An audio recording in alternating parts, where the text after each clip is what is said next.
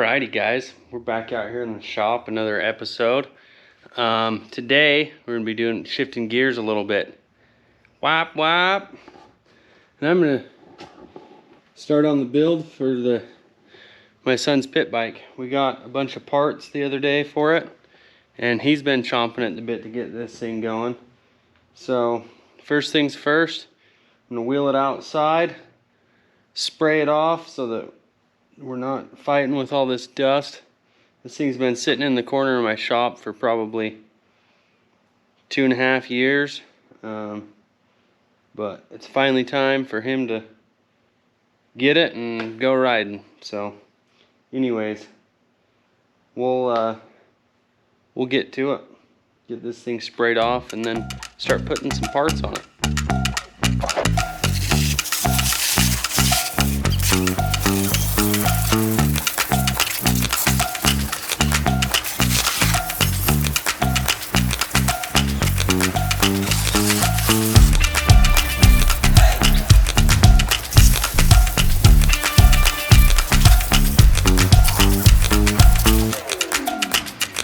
Alrighty, so a little background story on this old girl. I bought it from a coworker who purchased it brand new from a shop that just like orders parts and assembles them and makes bikes. They just order parts like off of, from what I can tell, they just order parts off of like what you would get on Amazon or whatever, just aftermarket Chinese stuff. And then they assemble them and resell them as complete bikes. So he bought this for his daughter. It's got a 70cc jug on it. So it's pretty much brand new. She rode it like 2 or 3 times up and down the sidewalk at their house, and it scared her. She didn't like it, so they parked it in the shed, and he went to go get it started a few years ago, and the throttle cable is like rusted solid or something in the carbs. That's all gummed up. So I ordered a whole new throttle cable setup, a brand new carburetor, brand new tires. These ones are just weather checked from sitting, but look, they're like brand new. Still got the nubbies on them. So this thing's hardly been ridden. It kicks over. It's got compression, so I'm not worried about that. It should fire right up once we get some good gas and some air to it. So anyways, just gonna be a little part swapping. Got like just the basic stuff, you know, new grips. There's nothing going on here with the front brakes, so I ordered a whole new brake caliper, lever stuff. All this stuff is super cheap off of Amazon. It's just kind of the Chinese replacement stuff, but that's what we're gonna do. Put new tires on it and everything and get it going. What do you think, bud? Yep, awesome. Kids. All right.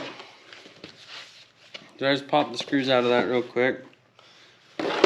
Pretty simple to take these things apart. There's not much to them.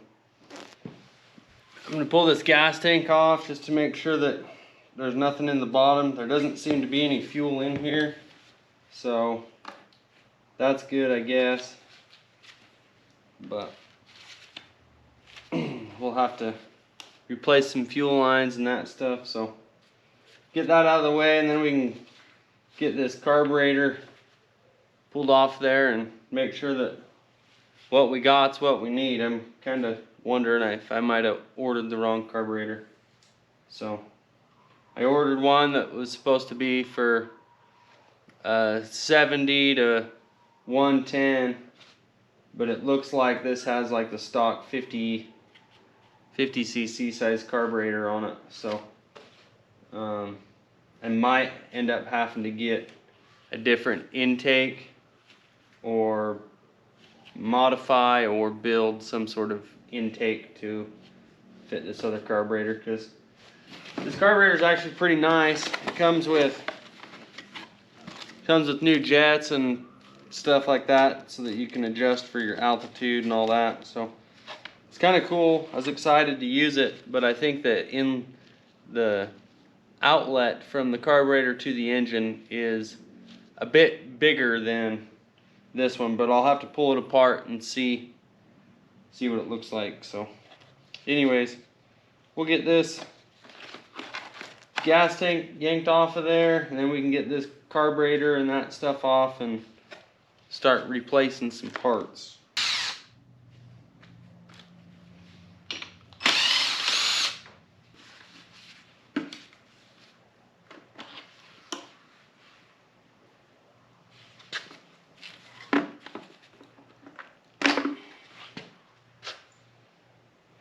Man, just broke the nipple off the petcock. That's frustrating.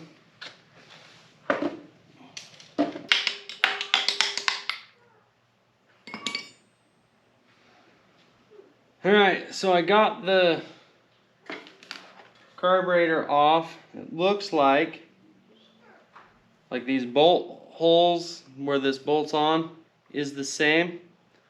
Just this opening here and this opening here are different sized. So pretty much I was running into some interference issues with some of the carburetor hitting the transmission case before it seated flush against that intake. So I unbolted the intake to see if maybe I could flip it around and reorient it, but it looks like that's gonna put it even worse. Maybe not. Kind of puts it on an angle. That's not good. So anyways, I'm gonna have to order a different intake that's the right size for this, which I mean, it goes into the head, and it's, maybe I could just port this one out and just kind of gasket match it to where we can just use this one if I could figure out maybe some sort of spacer just to lift this up a little bit off the engine would work. So we'll do some figuring on that and get back to you. So I got to looking, and the old carburetor was stuck onto there, but it's just a little plastic spacer. I'm guessing to help temperature into the carburetor or something. I don't know. Anyways, it's got an O-ring on here that is slightly bigger than the hole going into there. So kind of what I'm thinking is just beveling this edge and trying to open it up to match the carburetor intake, and then that'll hopefully cram everything down.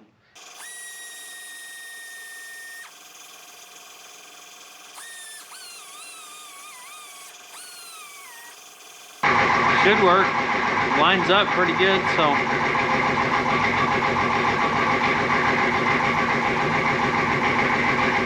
we'll give her a go.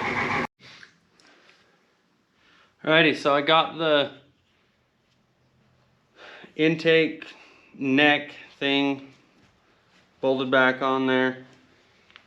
Just trying to get the carburetor situated. This, where the throttle cable goes into here, is hitting on the coil pack. So I'm gonna have to bend that kind of up out of the way to give us room for our throttle cable. And then see about clearancing a little bit off of that case.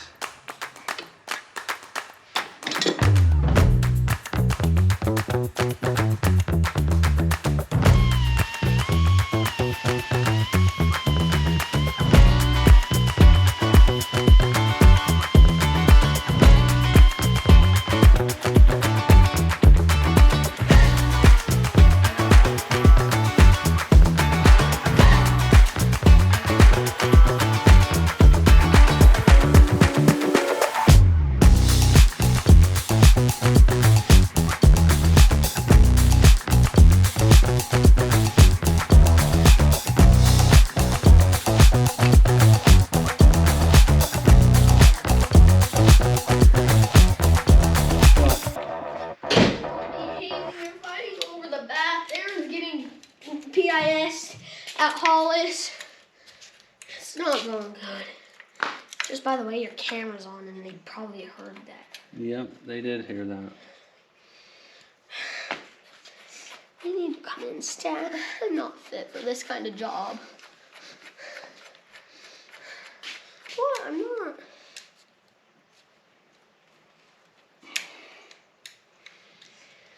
I really can't. All right. Vroom, vroom, vroom, vroom, vroom, vroom, vroom, vroom, vroom.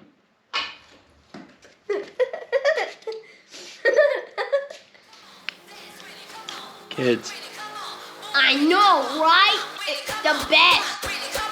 Got the throttle cable put on. We're gonna rig up this twister.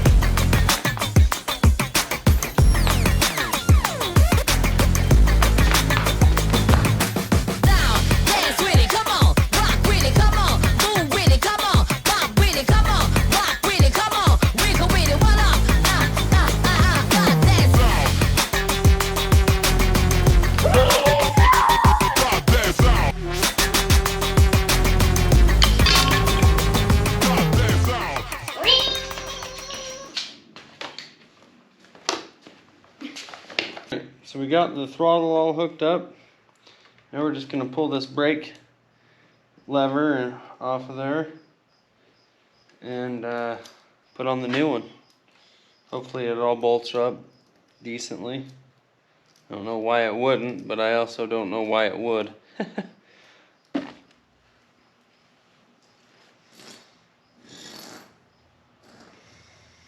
Looks like this bracket might be for like a smaller diameter rotor. It's bottomed out in there and not lining up with the bolt holes. Imagine that. So I'm gonna see if maybe I can just swap this bracket. Maybe we can get lucky again. So the old bracket would work, however, this pin is a smaller diameter than this other, but I just noticed that it kind of has like a Allen head in there. Ooh, and that one's actually already loose. So if we can thread that out of there, hopefully. Ho, ho, ho, ho. Let's see here. Yep. Now I need an Allen wrench to take this bigger slide pin out of here, and hopefully it'll screw into that bracket. Whew, the puzzle. Alright, we got it out. So now it needs to thread into here. Same threads. That's always good. I'm gonna stick that in the vise and get it torqued good, and then should be able to bolt that back on. Old bracket onto new caliper. Looks like success to me. It's kind of rubbing the bracket, or the brake pad is rubbing it. The bracket's pulling the caliper too far against the rotor, so we gotta figure out something with that. But the dog just ran out and I don't know where he went, so I gotta grab him. Alright, I found some little tiny thin washers that I'm gonna stick between I'm gonna stick in with these shims just to shim that rotor inboard just a little bit, and hopefully that'll give us the clearance we need for our brake pad to not be rubbing so bad.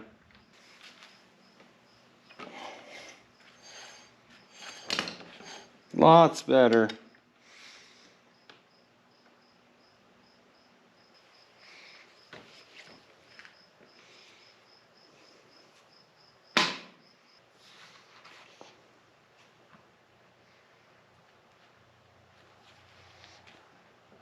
Alrighty, so we got it put back together as much as we can now.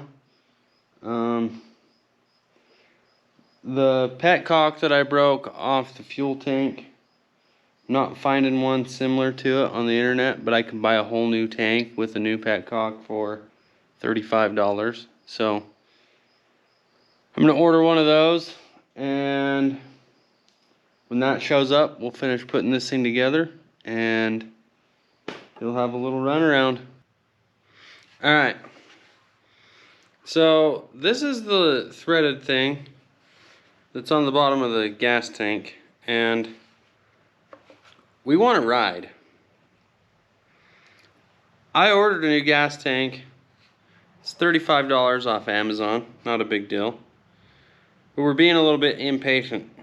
So I'm kind of thinking about welding a nipple to this. This thing hasn't had fuel in it for a few years. It all leaked out of that petcock. So I'm not worried about fumes or anything. I mean, what's it gonna hurt? I don't know. Let's try it. Alright, I went for it. I did it. I got it welded, one little tack weld at a time. Dumped water on it, cooled it off. Tack it, dump water on it. Got it welded up. Still in the plastic tight, so I think it's gonna be sealed up.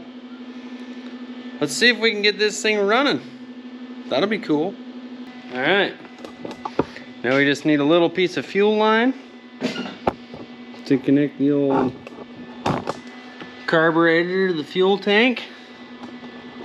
Put some gas in it. And go see what a kid does when he gets a motorcycle. Alright, put a little splash of gas in it. Like, literally, look, you can see I splashed it everywhere.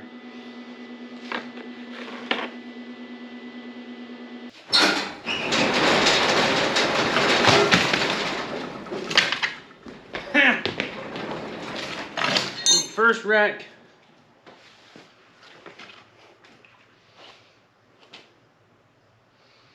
The first wreck, right out of the gate. Bent the handlebars and everything. Just kidding, I think they were already bent. Still.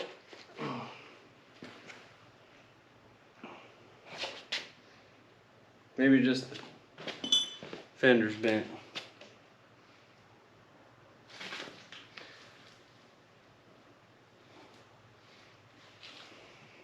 There.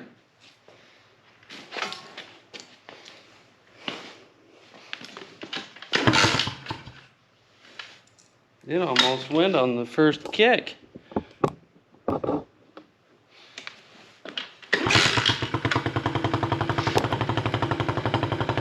you look at that?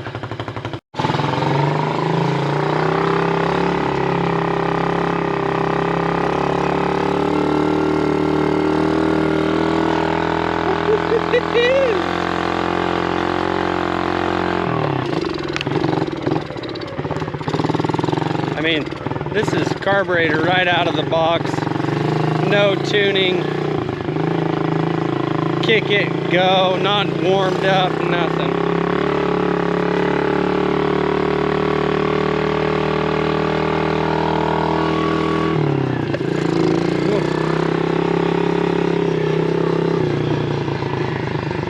How's it going? Doggy! Go home, doggy!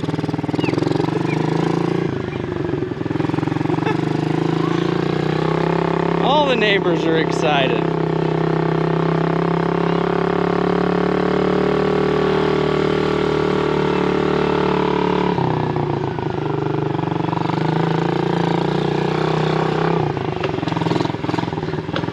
Transmission's a little weird. Oh. You shift down to get to a higher gear instead of shifting up.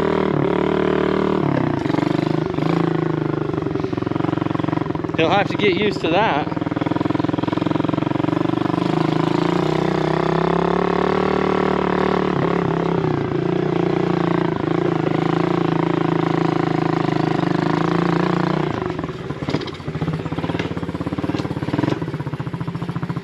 Think. Nice and quiet. Carburetor still needs some work.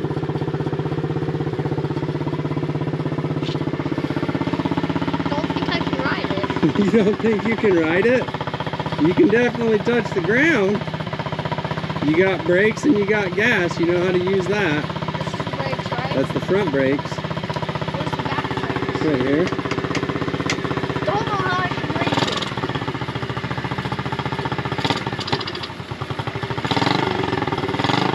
it. Okay. Down. Push it down to go into first gear. Oh, it died.